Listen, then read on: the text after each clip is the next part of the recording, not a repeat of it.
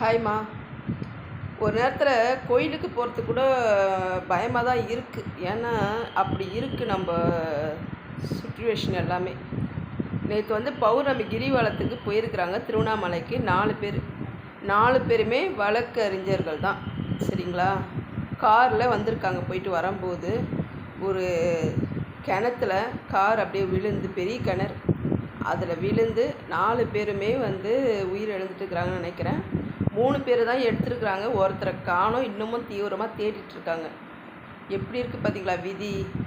அவங்க எதிர்பார்த்துருப்பாங்களா? எவ்வளோ சந்தோஷமாக கோயிலுக்கு கிளம்பி போயிருப்பாங்க. அந்த கடவுளாவது அவங்களுக்கு துணை இருக்கக்கூடாதா? அதுதாங்க.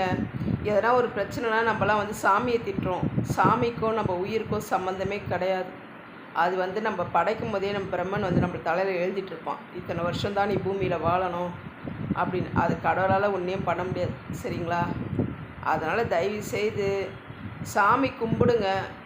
ஆனால் அதுக்குன்னு பைத்தியமாக இருக்காதீங்க. எங்கெல்லாம் கூட்டம் சேருதோ அங்கெல்லாம் போகாதீங்க. வீட்டில் இருந்தே சாமி கும்பிடுங்க. பக்கத்தில் இருக்கிற சின்ன சின்ன கோயிலுக்கு போயிட்டு வாங்க. எல்லாருக்கும் நான் எப்போவும் சொல்கிறது அதுதான். சாமி என்னை கூட்டத்தில் பார்த்தா தான் நான் வரன் கொடுப்பேன்னு சொல்லலைங்க. நீங்கள் ஏங்க இப்படி போட்டு பண்ணிக்கிறீங்க? உங்களை நீங்களே வருத்திக்கிறீங்க, சரிங்களா. ஃப்ரீயாக இருக்கும்போது போங்க கோயிலுக்கு. மற்ற நேரத்தில் வீட்டிலேருந்தே வழக்கேற்றி சாமி கும்பிடுங்க. அதோடு வேறு எதுவுமே கிடையாது. நம்மளுக்கு என்ன கிடைக்கணுமோ அது கிடைக்கும் கண்டிப்பாக. என்ன கிடைக்காதோ அது கிடைக்காது, சரிங்களா. அதை ஃபஸ்ட்டு உணருங்க. எல்லா தாய்மார்களும் எல்லா தகப்பமார்களும் உணருங்க. அதை கோயிலுக்கு போய் தான் சாமி கும்பிடணுன்ற அவசியம் இல்லைங்க.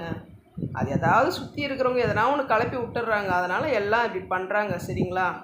எங்கே இருந்தாலும் கிடைக்கிற வரன் கிடைக்கும். என்ன பண்ணுறது? இப்போ 4 உயிர் போயிடுச்சு. திருப்பி வானா வருமா? வராது. அவங்க வீட்டிலலாம் எவ்வளோ கவலைப்படுவாங்க.